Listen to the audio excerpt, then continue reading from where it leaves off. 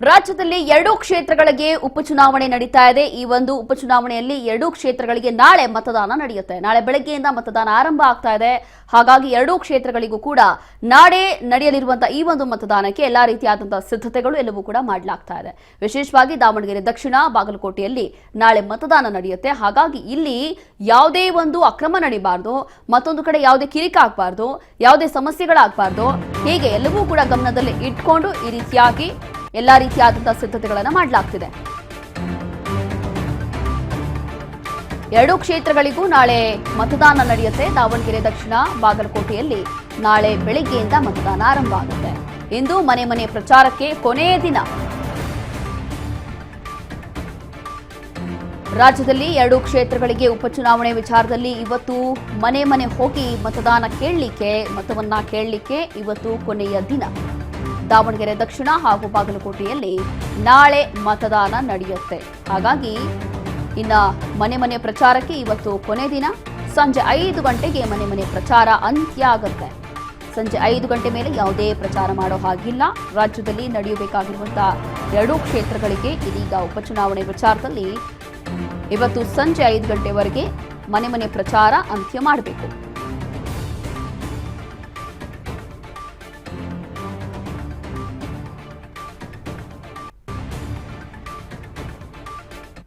ಇವತ್ತು ಸಂಜೆ 5 ಗಂಟೆಗೆ ಈ ಒಂದು ಮನೆ ಪ್ರಚಾರ ಏನಿದೆ ಇದು ಅಂತ್ಯ ಆಗ್ತಾ ಇದೆ। ಸಂಜೆ 5 ಗಂಟೆ ನಂತರ ಯಾವುದೇ ಬಹಿರಂಗ ಪ್ರಚಾರ ಅಥವಾ ಮನೆ ಪ್ರಚಾರ ಮಾಡೋ ಹಾಗಿಲ್ಲ, ಅದು ಯಾವುದೇ ಪಕ್ಷ ಇರಲಿ ಆಸ್ ರೂಲ್ಸ್ ಪ್ರಕಾರ। ಇದೀಗ ಇಷ್ಟೆಲ್ಲ ಒಂದು ಕಡೆ ಆದರೆ ಮತ್ತೊಂದು ಕಡೆ ಇನ್ನೇನು ಕೆಲವೇ ಗಂಟೆಗಳು ಬಾಕಿ ಉಳಿದಿದೆ ಮತದಾನಕ್ಕೆ। ನಾಳೆ ಬೆಳಗ್ಗೆಯಿಂದ ಮತದಾನ ಆರಂಭ ಆಗ್ತಿದೆ।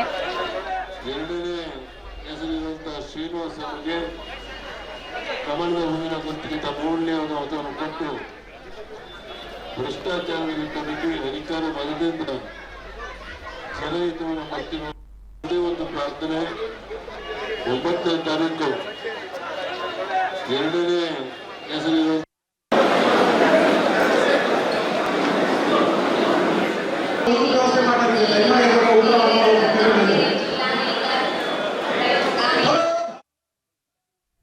ಹಾಗಾಗಿ ರಾಜ್ಯದಲ್ಲಿ 2 ಕ್ಷೇತ್ರಗಳಿಗೆ ಉಪಚುನಾವಣೆ ನಡೆಯಲಿದೆ। ನಾಳೆ ಬೆಳಗ್ಗೆಯಿಂದ ಮತದಾನ ಆರಂಭ ಆಗುತ್ತೆ। ಇಲ್ಲಿ ಏನೆಲ್ಲ ಸಿದ್ಧತೆಗಳು ಬೇಕು ಎಲ್ಲವೂ ಕೂಡ ಮಾಡಿಕೊಡ್ತಿದ್ದಾರೆ। ಅದರಲ್ಲೂ ಕೂಡ ಈ ಒಂದು ಉಪಚುನಾವಣೆ ವಿಚಾರದಲ್ಲಿ ಬಿಜೆಪಿ ಇರ್ಬೋದು, ಕಾಂಗ್ರೆಸ್ ಇರ್ಬೋದು, 2 ಪಕ್ಷಗಳಿಂದ ಘಟಾನುಘಟಿ ನಾಯಕರೇ ಹೋಗಿ ಅಬ್ಬರವಾದಂಥ ಪ್ರಚಾರವನ್ನ ಮಾಡಿ ಬಂದಿದ್ದಾರೆ। ಅದರಲ್ಲೂ ಕೂಡ ದಾವಣಗೆರೆ ಇರಲಿ ಅಥವಾ ಬಾಗಲಕೋಟೆಯಲ್ಲಿ 2 ಕೂಡ ಕಾಂಗ್ರೆಸ್ ಶತಾಯಗತಾಯ ಗೆಲ್ಲಲೇಬೇಕು। 2 ಕೂಡ ಕ್ಷೇತ್ರಗಳಲ್ಲಿ ಕಾಂಗ್ರೆಸ್ ಬಂದಿಲ್ಲ ಅಂತಂದ್ರೆ ಇದು ಮರ್ಯಾದೆ ಪ್ರಶ್ನೆ। 2 ಕೂಡ ಕಾಂಗ್ರೆಸ್ನ ಭದ್ರಕೋಟೆ ಆಗಿದೆ। ಈ ಹಿಂದೆಯೂ ಕೂಡ ಕಾಂಗ್ರೆಸ್ ಅಧಿಕಾರದಲ್ಲಿ ಇದ್ದಿದ್ದಂತಹ ಕ್ಷೇತ್ರಗಳು 2 ಕೂಡ। ಹಾಗಾಗಿ ಈ ಬಾರಿಯೂ ಕೂಡ ಒಂದು ರೀತಿಯಾಗಿ ಅಬ್ಬರವಾದಂಥ ಪ್ರಚಾರವನ್ನ ಮಾಡಿ ಖುದ್ದು ದಾವಣಗೆರೆಯಲ್ಲಂತೂ ಬಹಳ ಗೊಂದಲ ಸೃಷ್ಟಿಯಾಗಿತ್ತು। ಇಷ್ಟೆಲ್ಲ ಗೊಂದಲಗಳ ನಂತರ ಈಗ ದಾವಣಗೆರೆಗೆ ಹಾಗೂ ಬಾಗಲಕೋಟೆಗೆ ನಾಳೆ ಬೆಳಗ್ಗೆ ಮತದಾನ ಆರಂಭ ಆಗುತ್ತೆ। ಹಾಗಾಗಿ ಒಂದು ಅಬ್ಬರವಾದಂತ ಪ್ರಚಾರ ಈಗಾಗಲೇ ಖುದ್ದು ಸಿಎಂ ಮತ್ತೆ ಡಿಸಿಎಂఏ ಹೋಗ್ಬಿಟ್ಟು ಪ್ರಚಾರವನ್ನ ಮಾಡಿದಂತ ಚುನಾವಣೆ ಇದು। ಅದೇನೇ ಟೀಕೆ ಮಾಡಲಿ ಅದೆಲ್ಲವೂ ಕೂಡ ಒಂದು ಕಡೆ ಆದ್ರೆ 2 ಪಕ್ಷಗಳಿಂದ ಘಟಾನುಘಟಿ ನಾಯಕರೇ ಹೋಗಿ ಅಬ್ಬರವಾದಂತ ಪ್ರಚಾರ ಮಾಡಿದ್ದಾರೆ।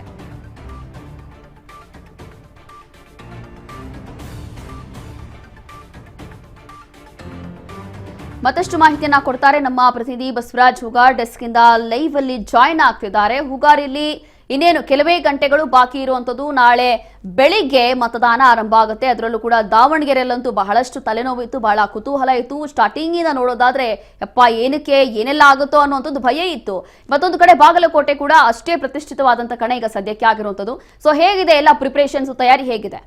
ರೋಶಿನಿ, ಈಗಾಗಲೇ ಉಪಚುನಾವಣೆಗೆ ಸಾಕಷ್ಟು ಸಿದ್ಧತೆಯನ್ನು ಕೂಡ ಕಾಂಗ್ರೆಸ್ ಆಗಿರ್ಬೋದು, ಬಿಜೆಪಿ ಆಗಿರ್ಬೋದು, 2 ಪಕ್ಷಗಳು ಕೂಡ ಸಹಿತ ದೊಡ್ಡ ಮಟ್ಟಿಗೆ ಕೂಡ ಅವ್ರದೇ ಆಗಿರ್ತಕ್ಕಂಥ ತಂತ್ರಗಾರಿಕೆಯನ್ನು ಕೂಡ ರೂಪಿಸಿಕೊಂಡಿರ್ತಕ್ಕಂಥದ್ದು। ಈಗಾಗಲೇ ದಾವಣಗೆರೆ ದಕ್ಷಿಣ ವಿಧಾನಸಭಾ ಕ್ಷೇತ್ರ ಆಗಿರ್ಬೋದು ಮತ್ತೆ ಬಾಗಲಕೋಟೆ ವಿಧಾನಸಭಾ ಕ್ಷೇತ್ರ ಆಗಿರ್ಬೋದು, 2 ಕ್ಷೇತ್ರಗಳಲ್ಲೂ ಕೂಡ ಬಹಿರಂಗ ಪ್ರಚಾರಕ್ಕೆ ನಿನ್ನೆ ಕೂಡ ತೆರೆ ಬಿದ್ದಿರ್ತಕ್ಕಂಥದ್ದು। ಇನ್ನೇನಿದ್ರು ಮನೆಗೆ ಹೋಗಿ ತೆರಳಿ ಕೂಡ ಒಂದು ಮತಯಾಚನೆಯನ್ನು ಕೂಡ ಮಾಡಬೇಕು। ಘಟಾನುಘಟಿ ನಾಯಕರು ಕೂಡ 2 ಎರಡೂ ವಿಧಾನಸಭಾ ಕ್ಷೇತ್ರದಲ್ಲೂ ಕೂಡ ಕಾಂಗ್ರೆಸ್ ಆಗಿರ್ಬೋದು ಬಿಜೆಪಿ ಆಗಿರ್ಬೋದು ಎರಡೂ ಪಕ್ಷದಿಂದಲೂ ಕೂಡ ನಾಯಕರು ಪ್ರಚಾರವನ್ನು ಕೂಡ ಕೈಗೊಂಡಿದ್ರು. ಆದರೆ ಇದೀಗ ಇನ್ನೇನು 9ನೇ ತಾರೀಕಿಗೆ ಕೂಡ ಮತದಾನ ಕೂಡ ಇರತಕ್ಕಂಥದ್ದು. ಅದಕ್ಕೆ ಬೇಕಾಗಿರ್ತಕ್ಕಂಥ ಎಲ್ಲ ಸಿದ್ಧತೆಗಳನ್ನು ಕೂಡ ಎರಡೂ ವಿಧಾನಸಭಾ ಕ್ಷೇತ್ರದಲ್ಲೂ ಕೂಡ ಈಗಾಗಲೇ ಮಾಡ್ಕೊಳ್ತಾ ಇದ್ದಾರೆ. ಹಾಗಾಗಿ ದಾವಣಗೆರೆ ದಕ್ಷಿಣ ವಿಧಾನಸಭಾ ಕ್ಷೇತ್ರದಲ್ಲೂ ಸಹಿತ ಒಂದಿಷ್ಟು ಜಿದ್ದಿನ ಕಣ ಕೂಡ ಇರತಕ್ಕಂಥದ್ದು. ಕಾಂಗ್ರೆಸ್ ಪಕ್ಷದ ಕೂಡ ಅದಕ್ಕೆ ಒಂದಿಷ್ಟು ಸವಾಲಾಗಿ ಕೂಡ ಪರಿಣಮಿಸಿರ್ತಕ್ಕಂಥದ್ದು. ತಮ್ಮ ಅಭ್ಯರ್ಥಿಯನ್ನ ಗೆಲ್ಲಿಸ್ಕೊಂಡು ಬರಲೇಬೇಕು ಅನ್ನುವಂಥದ್ದು ಕೆಲವೊಂದಿಷ್ಟು ಅವರಲ್ಲೇ ಕೂಡ ಅಸಮಾಧಾನ ಇದೆ. ಅದನ್ನೆಲ್ಲದರ ನಡುವೆಯೂ ಕೂಡ ನಮ್ಮ ಅಭ್ಯರ್ಥಿ ಗೆಲ್ಲಿಸಬೇಕು ಅನ್ನುವಂಥ ನಿಟ್ಟಿನಲ್ಲಿ ಕೂಡ ಅವರದೇ ಆಗಿರ್ತಕ್ಕಂಥ ತಂತ್ರಗಾರಿಕೆಯನ್ನು ಕೂಡ ರೂಪಿಸಿರ್ತಕ್ಕಂಥದ್ದು.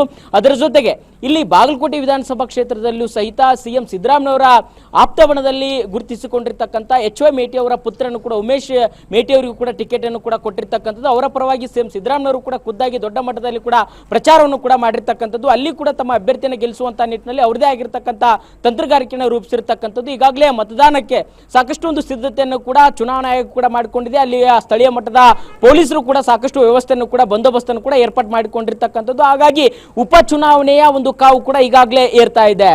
ರೋಶಿನಿ, ಎಸ್ ಹುಗಾರಿಲಿ ವಿಶೇಷವಾಗಿ ನಾಳೆ ಬೆಳಿಗ್ಗೆ ಅಂತಂದ್ರೆ ಯಾವ ಸಮಯದಿಂದ ಈ ಒಂದು ಮತದಾನ ಆರಂಭ ಆಗುತ್ತೆ? ವಿಶೇಷವಾಗಿ ಇಲ್ಲಿ ಬಾಗಲಕೋಟೆ ಇರ್ಬೋದು ಅಥವಾ ದಾವಣಗೆರೆ ಎರಡೂ ಕ್ಷೇತ್ರಗಳಲ್ಲಿ ಟೈಮಿಂಗ್ಸ್ ಎಲ್ಲ ಹೇಗಿದೆ? ಅದಾದ ನಂತರ ಅಲ್ಲಿ ಸಿದ್ಧತೆ ಹೇಗೆ ಮಾಡ್ಕೊಂಡಿದ್ದಾರೆ? ಅದರಲ್ಲೂ ಕೂಡ ದಾವಣಗೆರೆಯಲ್ಲಿ ಅತಿ ಹೆಚ್ಚಾಗಿ ಮತಗಟ್ಟೆಗಳನ್ನ ಈ ಬಾರಿ ಸ್ಥಾಪನೆ ಮಾಡಿರುವಂತದ್ದು. ಅದರಲ್ಲೂ ಕೂಡ ಅಲ್ಲಿ ಯಾವುದೇ ಸಮಸ್ಯೆ ಆಗಬಾರ್ದು ಅಂತ ಹೇಳಿ ಕೆಲವೊಂದು ಸಿಬ್ಬಂದಿಗಳನ್ನು ಕೂಡ ನಿಯೋಜನೆ ಮಾಡ್ಕೊಂಡಿದ್ದಾರೆ ಅಂತಂದ್ರೆ ಇಲ್ಲಿ ಅಕ್ರಮವಾಗಿ ಏನಾದರೂ ನಡೀಬಹುದಾ ಅನ್ನುವಂಥದ್ದು. ಹಾಗಾಗಿ ಈ ಒಂದು ನಿಟ್ಟಿನಲ್ಲಿ ಹೇಗೆಲ್ಲ ತಯಾರಿ ಇದೆ ಅಂತ?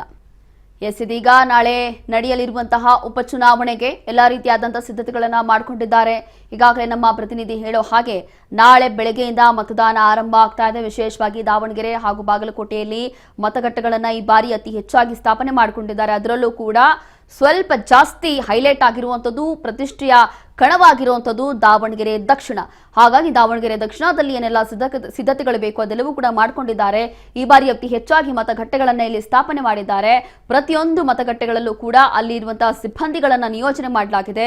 ಇಲ್ಲಿ ಯಾವುದೇ ಕಿರಿಕ ಆಗಬಾರ್ದು, ಯಾವುದೇ ಸಮಸ್ಯೆ ಆಗಬಾರ್ದು, ಮತದಾನ ಎಲ್ಲವೂ ಕೂಡ ಸರಿಯಾಗಿ ನಡೀಬೇಕು. ಅದಾದ ನಂತರ ವಿಶೇಷವಾಗಿ ಯಾವುದೇ ಅಕ್ರಮವೂ ನಡೀಬಾರದು. ಹಾಗಾಗಿ ಎಲ್ಲವೂ ಕೂಡ ಇಲ್ಲಿರುವಂತಹ ಸಿಬ್ಬಂದಿಗಳು ಗಮನದಲ್ಲಿ ಇಟ್ಕೊಂಡು ಅಬ್ಬರವಾದಂತಹ ಪ್ರಚಾರ ಏನು ಒಂದು ಕಡೆ ಪಕ್ಷಗಳ ಎರಡೂ ಪಕ್ಷದ ನಾಯಕರು ಬಂದು ಅಬ್ಬರವಾದಂತಹ ಪ್ರಚಾರವನ್ನ ಮಾಡಿದ್ದಾರೆ. ಮತ್ತೊಂದು ಕಡೆ ಇಲ್ಲಿ ನಾಳೆ ಬೆಳಗ್ಗೆಯಿಂದ ಆರಂಭ ಆಗ್ತಾ ಇರುವಂತಹ ಈ ಒಂದು ಮತದಾನಕ್ಕೆ ಎಲ್ಲಾ ಸಿದ್ಧತೆ ಎಲ್ಲವೂ ಕೂಡ ನಡೀತಾ ಇದೆ.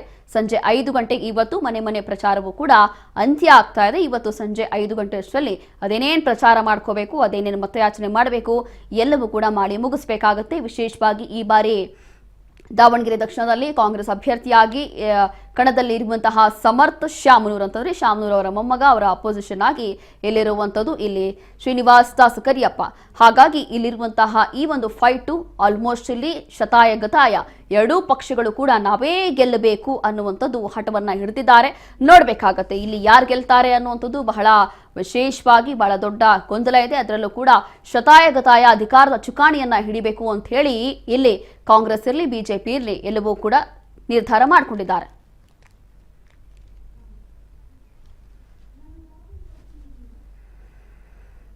ಹೀಗೆ ದಾವಣಗೆರೆ ದಕ್ಷಿಣ ಮತ್ತೆ ಬಾಗಲಕೋಟೆಯಲ್ಲಿ ನಾಳೆ ನಡೆಯಲಿರುವಂತಹ ಮತದಾನಕ್ಕೆ ಎಲ್ಲ ಸಿದ್ಧತೆಗಳಾಗ್ತಿದೆ.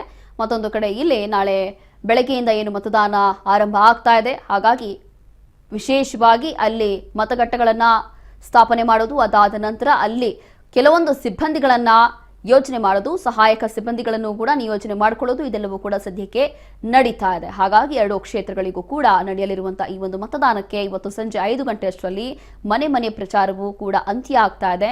ಎರಡೂ ಕ್ಷೇತ್ರಗಳಲ್ಲೂ ಕೂಡ ಇವತ್ತು ಸಂಜೆ 5 ಗಂಟೆ ಅಷ್ಟರಲ್ಲಿ ಎಷ್ಟು ಪ್ರಚಾರ ಮಾಡಬೇಕು, ಎಷ್ಟು ಮನೆ ಹೋಗಿ ನೀವು ಮತಯಾಚನೆ ಮಾಡಬೇಕು ಎಲ್ಲವೂ ಕೂಡ ಮಾಡಿ ಮುಗಿಸ್ಬೇಕಾಗತ್ತೆ.